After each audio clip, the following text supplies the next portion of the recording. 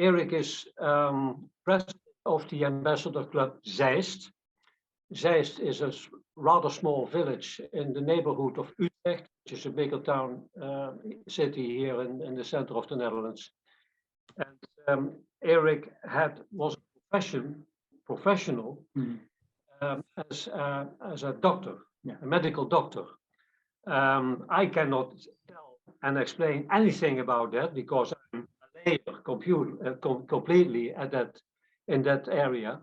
Yeah, Erik can tell a lot about that as well, I know, because when we traveled to Osnabrück for the Dreiländertreffen, where you were as well, Janos, we had the opportunity to discuss all kinds of things in the car during our travel. Yeah, sure. And so I learned a lot, but Erik is the professional and I'm a layman.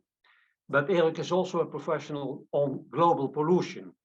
I know his presentation will be more actualized, I think, but I think it's very interesting and relevant. So I would say the floor is for Erik. Thank you very much. Thank you very much. Thank you. And buongiorno, Erminio, and I hope the others will arrive again. Well, thank you very much, Wim, for your introduction. And Janos, thank you also for enabling this presentation. Well, Ambassador friends, it's a unique opportunity for me to give this lecture. And it's a very actual point in our planet. And so therefore, I feel very privileged to give this presentation to you. Let's start. Global pollution. It's not pollution, it's global pollution. Pollution is not a very kind word, but I looked for synonyms, but we should do it with this. Here, some limitations. So my presentation, of course, is seen by one Dutch ambassador. And the second limitation is, of course, this presentation is incomplete because it will be given by a cardiac surgeon. That's a totally different profession, I would like to say. So these are the topics which I will handle in this presentation. So you can see that, and let's go on. It is actually a major turning point at the moment on this planet. And the key is industrialization, because that's only going on now for, let's say, 200, 300 years. Mankind is now for 60,000 years on this planet, the Homo sapiens. But it's now in our generations around us that we will have to handle this. Industrialization is a great progress for our comfort on this planet, but it has also a price to pay. Now, let's give an example. The Netherlands, so that's how we started in 1500 with windmills to conquer land from the sea, and that has helped us. But at the end, the windmills, well, they are not working when there's no wind, and we had to do something more. And this is one of the very first steam engines in Holland. It's now a museum, but also it is utilized in high water situations still, and it's a fantastic machine. It's a steam engine, and as I said, we are using it sometimes when there's a lot of water coming from heaven in our country. Now, this is Holland how it was in the very past. Yeah. And the blue is the water, gentlemen. And well, we did a lot of conquering of land. And look at this, how it is now. Yeah. Well, a lot of land now, but if we stop pumping, gentlemen, the same country reappears. So that's a problem. What should we do? Continue pumping every day.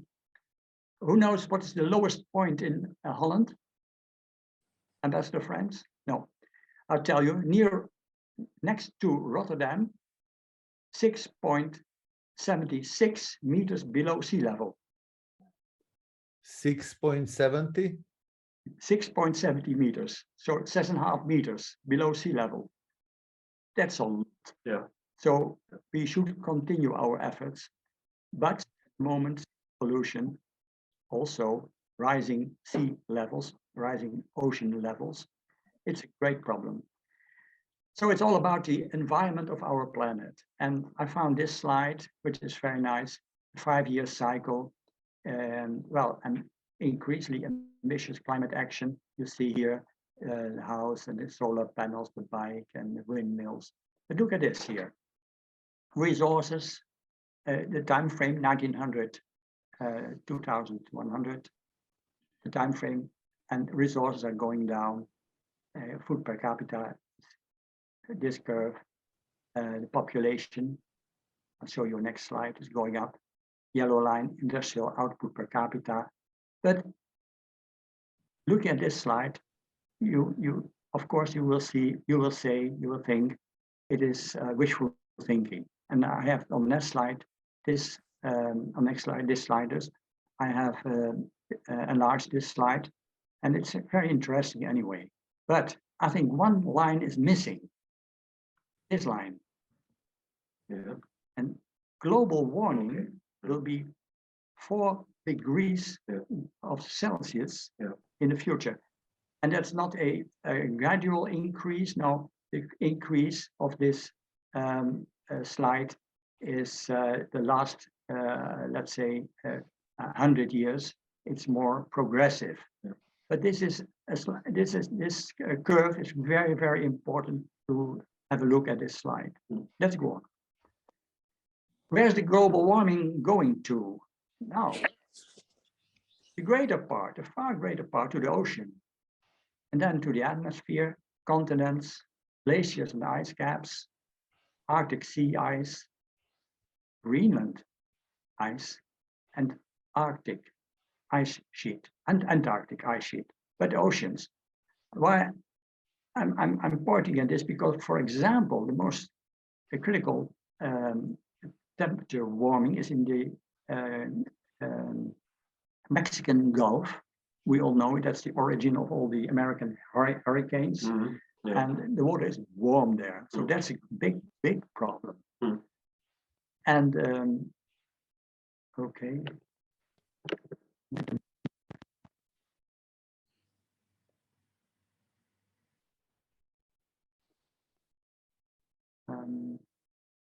Wait a moment. Sorry about this. No worries, we can wait. Yeah, there it is. This is very important to know. The growth of population. So in relation to the last slide, we are going to probably 10 billion of people on this planet. That's a prognosis. We don't know exactly, but that's a lot. So we have to be very cautious about what's going on. And the population per regio, you of course will know this slide. The most growth is in Africa, and the other continents are more or less stable. And that's, of course, very important. But let's see this slide now. It's a nice slide to see what is pollution actually. Can you see it?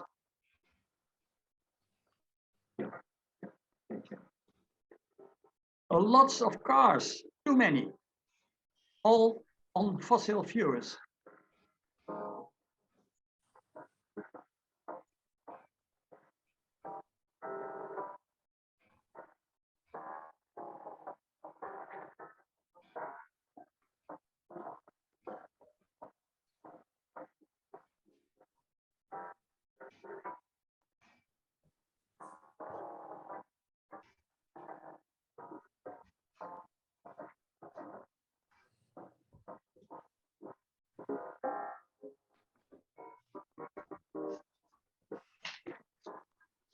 The past 7 years, huh?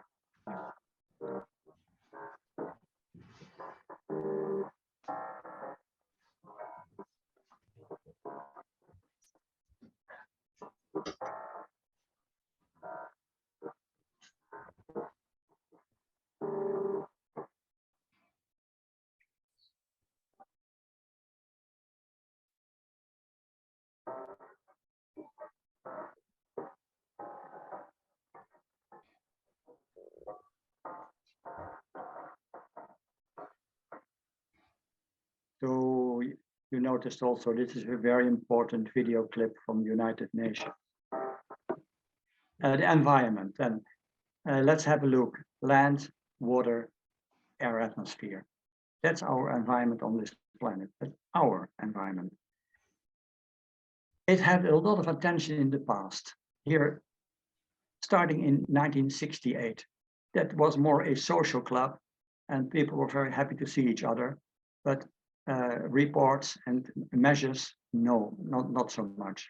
And Kyoto Protocol, the Paris Climate Conference, Glasgow, that was at the end of last year, and this year, Egypt. And from that, the IPCC was created, and that is a intergovernmental panel on climate change. It's a body consisting of experts, scientists, and that was preparing the final issue of the Glasgow meeting. Very important. 196 countries, 196 opinions. But we have one planet with one climate. Now that's the problem, gentlemen. How should we come on one line? And yeah, it was signed by 195 countries, signed. But is it, does it result in new measures? No, that's another point, of course. But it's, let's say, a good start of all this. And the warming is actually playing an important role. Oil consumption. Now, oil is so important because that created the modality for industrialization, and that brought us so much comfort on this planet. But 100 million barrels per day. That's incredibly much, and that's too much. In fact, we cannot go on with this. Why I'm saying this? That's my grandson. After his final swimming exam. Okay. And I think that all grandsons of ambassadors could say to us, what did you do with all that oil? You didn't leave anything for me, for us. That's the problem. And here you can see on this slide how it is used at the moment. Oil, the black, the gray is coal, much too big. The gas, a big one. Small one, hydroelectric power, and nuclear and renewable. But this is so old-fashioned, but this is how it is at the moment. And here another slide of the same point. Here, oil, and then natural gas, coal, nuclear energy, very small one. Hydroelectricity, unfortunately not too big, and renewables, that's the future. But primary energy in 2021 grew by its largest amount in history. Look at this here. It's very serious.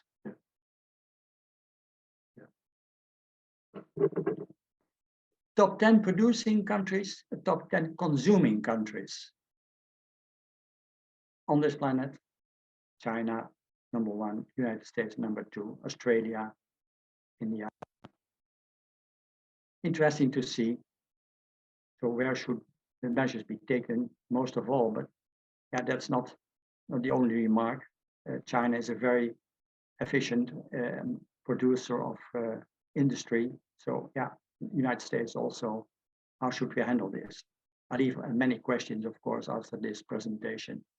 This is a rather dark slide, but in Europe, you can see how the energy production is related to the energy source.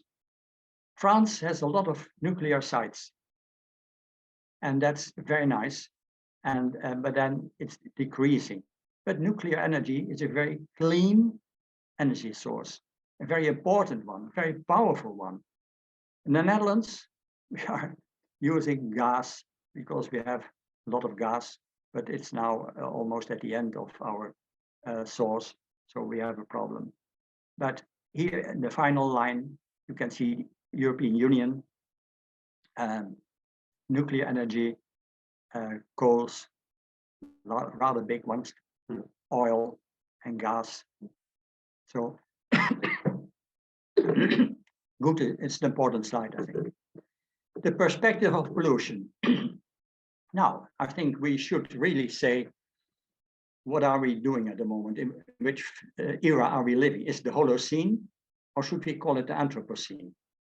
And looking at renovation of industry, renovation of energy management, evolution of food production, we want to save nature and save fossil energy sources. We wish to stop pollution,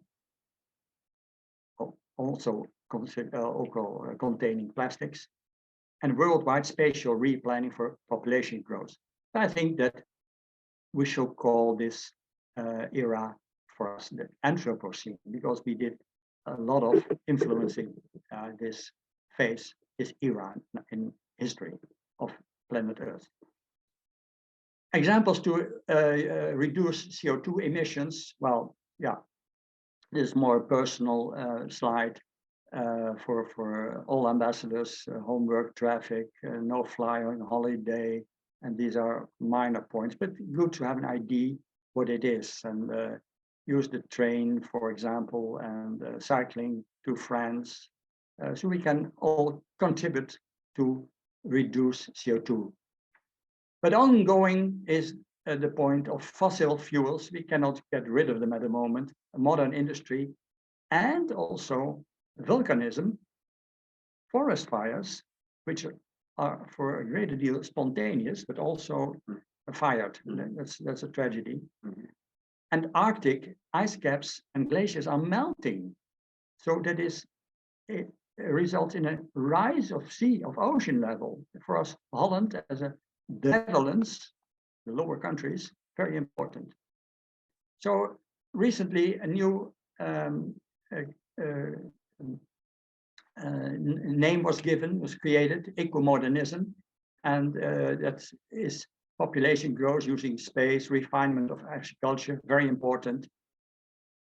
And that's the key point of eco-modernism. Efficient practice of fertilizers and pesticides. An efficient practice, important point. You should use pesticides and fertilize, but in a more efficient way. Efficient use of energy and save the environment. When? Well, now. Not tomorrow, but now. Let's go in detail to some aspects. Land first. And I'm showing this slide of wheat. That's a basic nutrient on our planet. But look how nice this wheat is. A lot of seeds, and that's also a result of modern technology of our agriculture science. And so the efficiency of growing has increased a lot. And that also is in detail. You can see that the reward of is going up to 838 kilos per hectare. So that's a lot. Sorry, the slide is in Dutch, but just to give you an idea. This is a basic phenomenon to enrich wheat. That's a basic nutrition, as I said, for our people. And this slide, just to give you an idea what some things can do in terms of pollution. Now, newspaper, of course, in a very short time, plastic bottles, 5 to 10 years. If you throw them away, 5 to 10 years. Plastic bags, 10 to 20 years. One plastic bag, 1,000 plastic bags, or 1 million plastic bags. Chewing gum, glass bottle, no, will stay. A can, aluminium beer can, 1.5 year. It is very efficiently coated with aluminium. And a French fries box, polystyrene, will stay. Water. Well, that's on the Central Lake in Holland. A lot of windmills, modern windmills. It is nice because windmills are at this moment with the Ukraine problem, with the Russian problem, I should say. It is a helpful thing, but also I like to do some sailing, but I think it's some kind of pollution because windmill there's no wind, no energy. And it's not only on the lake in Holland, the North Sea, North Sea, the Dutch North Sea, the English North Sea, German North Sea, lots of windmills, but they help us a lot at the moment, I should say that. Water, surface water and sweet water. This is our central lake. We have here conquered land from the sea. And but that's not good because nature is not really making progress. So we had to create new islands here. That's good for recreation, also to restore nature. So water, we need drinking water in the future. And this is just a schematic view. It's a rather complex system to have water here from the lake to the kitchen, but you have to pass all these steps. So what we do in Holland is purifying groundwater here, groundwater, all these steps, is filters and active coal and things like that. It's in Holland, a long network of 14,000 kilometers of purified water. Purifying surface water, here the river Rhine and River Maas. We use it also to have enough water. And here's a system of dune water. This is the seawater, and we can collect that and use the dunes as a filter. And that is also a rather elegant method for saving water. And this is what we all wish for our children, that they just can open the kraan, the tap in the kitchen and drink water. That's thing. Well, as a doctor, I'm showing this slide because this is just a building next to a hospital. In hospitals, a lot of drugs are used, medicines are used, contrast is used, and that should be cleaned, of course. And this is a building especially to clean the water. And it's not a small problem, because in a hospital, of course, you have a lot of antibiotics, pain pills, antidepressives, blood pressure lowering drugs, and also hormone drugs. And that is a lot of it. And we should take care of that. And we succeed to reduce that 60% is cleaned, but it's a lot. And this is an example of medicines. Some of you will know, and this is, for example, antibiotic drug, and they are all in the water. They have to be cleaned because it will be recycled, of course, otherwise to the community. Plastic. Now, that's a very a good example of pollution. It's not a very good example, it's a very bad example, but in the past, in the very past, in the 60s, 70s, last century, we thought plastic for small sailing boats was fantastic. But yeah, plastic fantastic is not a term which is very appropriate at this moment. 9 billion kilo plastic enters the ocean annually, gentlemen. 9 billion kilo. Also women. Yeah. Ladies and gentlemen. Yeah. Ladies and gentlemen. Sorry about that. Here, this is not an artificial slide. This is Hawaii. Unbelievable. This is not an artificial slide, gentlemen and ladies and gentlemen. This is the gear between Hawaii and California. This is open Pacific Ocean today and tomorrow. And this is how enters the plastic, the oceans, just flowing down the rivers. And this is in such a river in the Far East. It's impressive. And this is how when it is collected. And plastic, fantastic. Yeah, we have 7 kinds of plastic. And yeah, this is PET. This is mostly used for bottles. And here you can see the 7 plastics that, yeah, this is how it is at the moment. And yeah, we can reuse it, but it's not perfect. We should get rid of it. But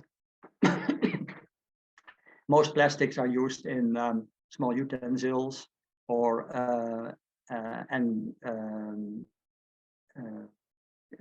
things to pack packages and building material, and that's on smaller purposes. And here are the figures, the data. That's a lot. And here is the plastic consuming enzymes. Well, that's new, and it's more scientific at the moment.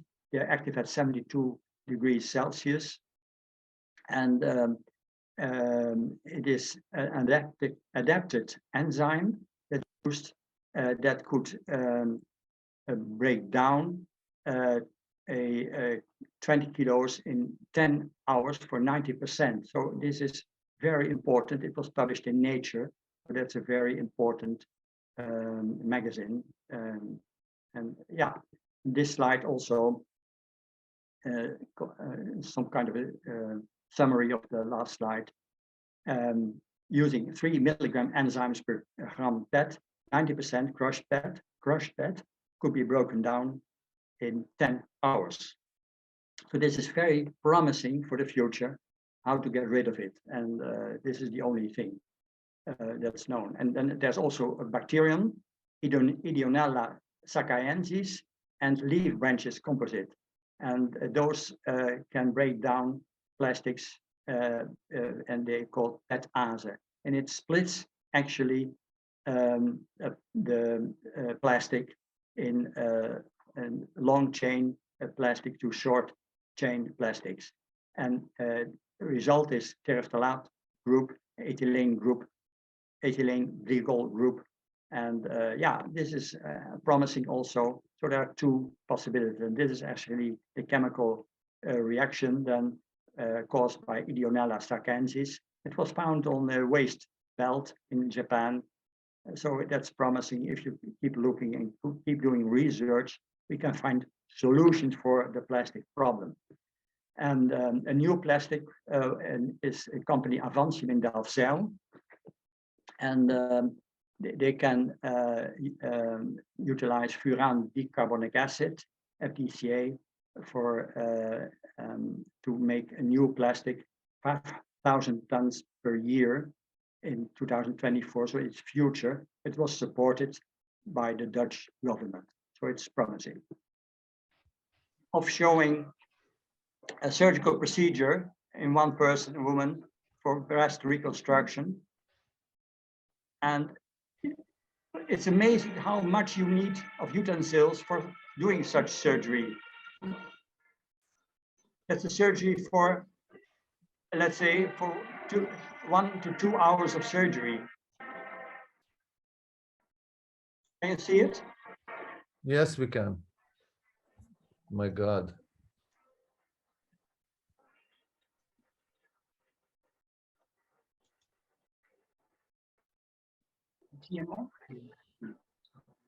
Ooh. It's shocking. I can imagine that you wanted to show that. It's really shocking.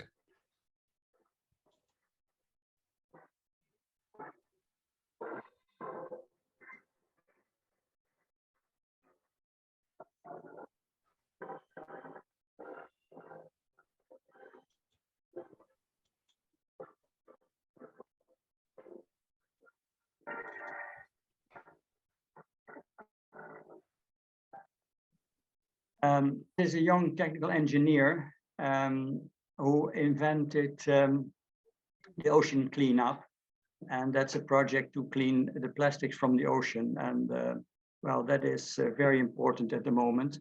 And as I said, lots is coming down the rivers, and on the enlargement here, you can see that it's increasing in time very rapidly, the problem. And mainly in Southeastern Asia, the problem is very, very big. And the ocean garbage patches are vast and dispersed, and also they are a part of dairy in the oceans, particularly the Pacific. And now what he invented is make some kind of a floating system with a curtain under it, 3 meters deep, and then it has a position in the ocean, and then wind and currents doing the work, and then you can collect it here in this curtain. Let's say it is a curtain. Now, and it has navigation bikes and satellite pods and cameras and lanterns, so it's visible for shipping, and that is a very nice concept. And here's a picture of the floating system, and here the cameras and the satellite receptors. Now, I hope that the next slide, the video will be visible for you. Is it visible? It is.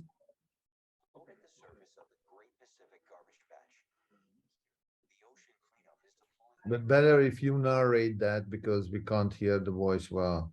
So you can shut down the voice and the video, and you can narrate it. Concentrate the plastic and take it out. The system consists of a 600-meter long floater and a 3-meter deep skirt attached below.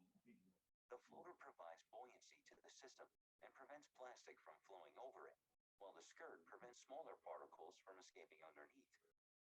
As the impenetrable skirt creates a downward flow, marine life can safely pass beneath it. Here is how the system catches plastic.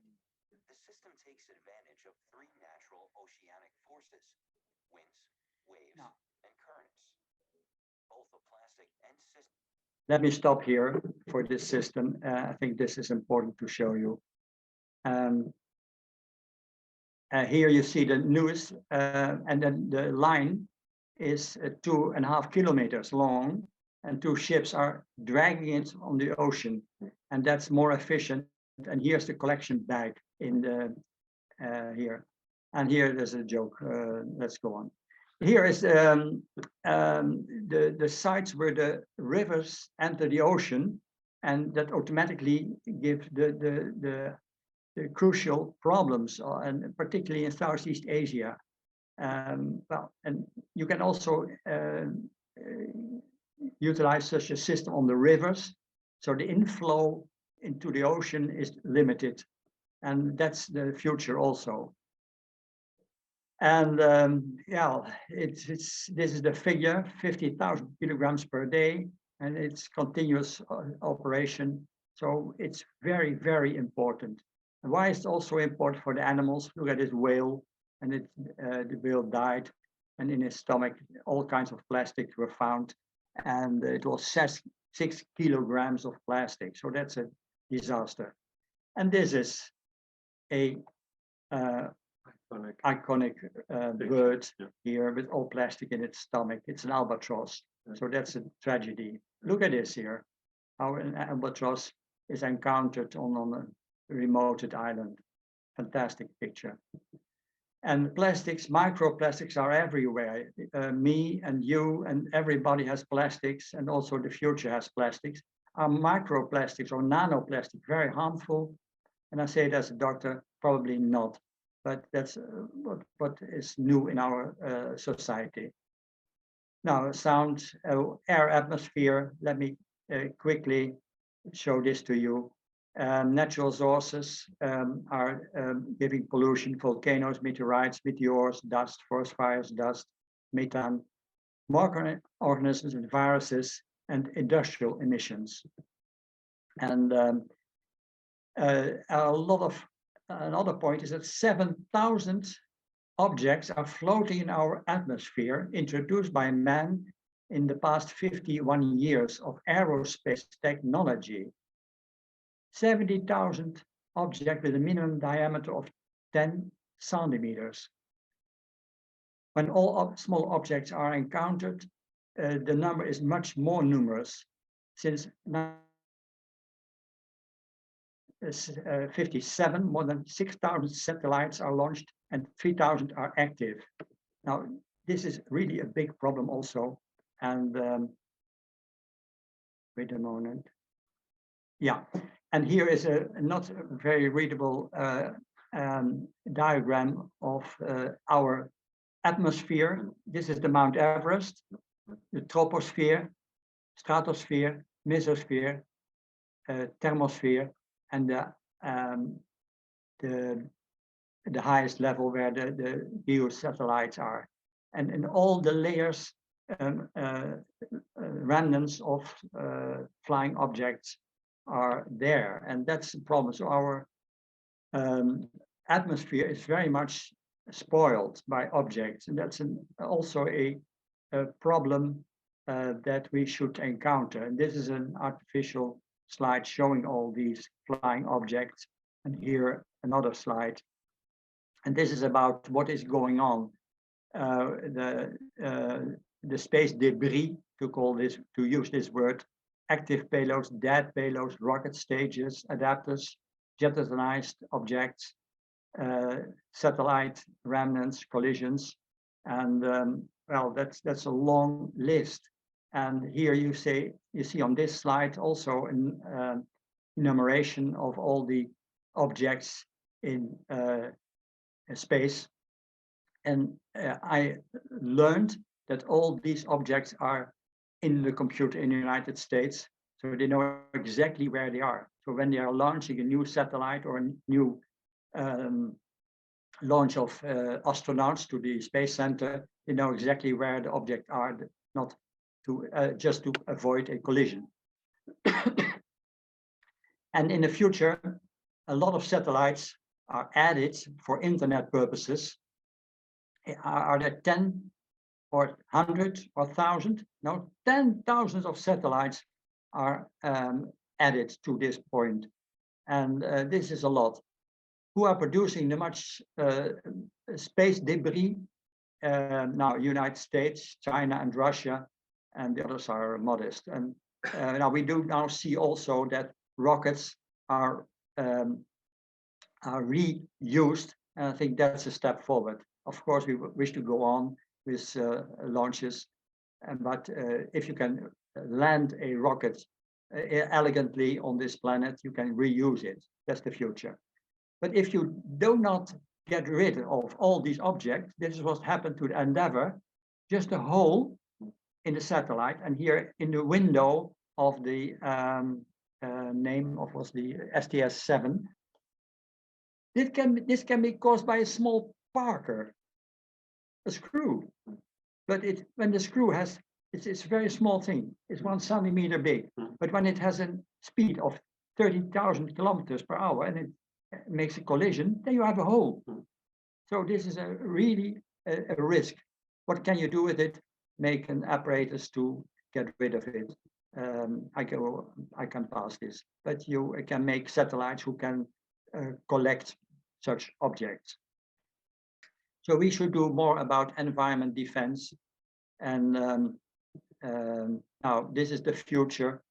How we wish to have so much artificial light, but that's ask for energy. So that's a big problem.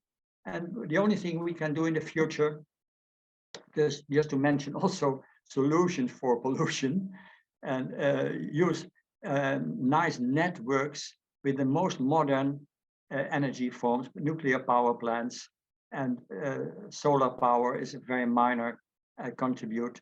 And hydroelectricity is very nice, of course. And so you can see that we should really make networks, and the real future is not only this, but is probably in this network a big unit for producing hydrogen. Hydrogen is the future, but to make hydrogen in such a network and to provide every citizen on this planet of electricity, you need power. And this is very important slide, because it shows in the future, 2024, 2030, the amount of hydrogen that is needed. It's a prediction, gentlemen, and ladies, but this is very serious. We need to produce such an incredible amount of hydrogen, and we need windmills and solar panels, but more, we need nuclear power plants, 5, 50, 450. That's the best energy form that we can imagine to produce such a lot of hydrogen. Nuclear power plants, well, 450, 90 in progress, 300 proposed. This is United Nations prediction. Well, of course, this is in development. Nuclear fission is currently widely used, uranium to 135, thorium. It's experimental. Nuclear fusion, perhaps that's the answer for the future.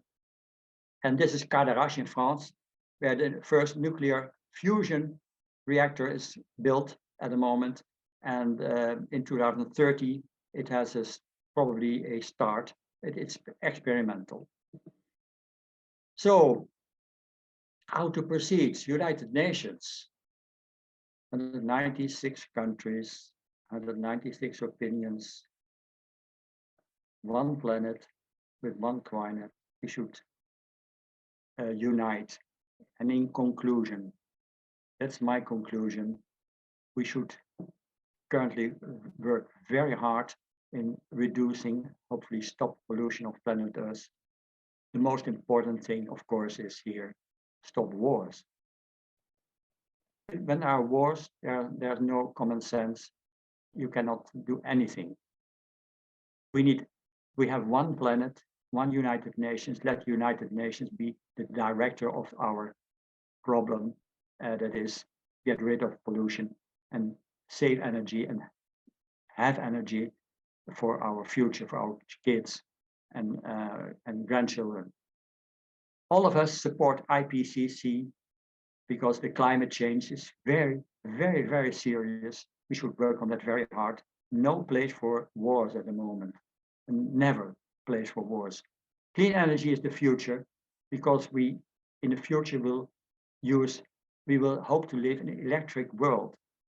No uses anymore of fossil fuels like coals, particularly coals, and also oil. We need oil in the future, always for our industry, but not for fossil fuel, not as a fossil fuel. And as I said, it's for the chemical industry. Every era, it will be very important to have oils. Well, I wish to conclude with this slide for the moment, and I hope that it is a contribution for our thinking, and it's not the only route so far, of course. It's a very, as I said, the limitation of this presentation. I did it in my room here to create this presentation. It's only one person's presentation, but it's a worldwide point, and I hope that we can find solutions all together. Thank you very much for your attention. Thank you so much, Erik. And I stopped the recording in this moment.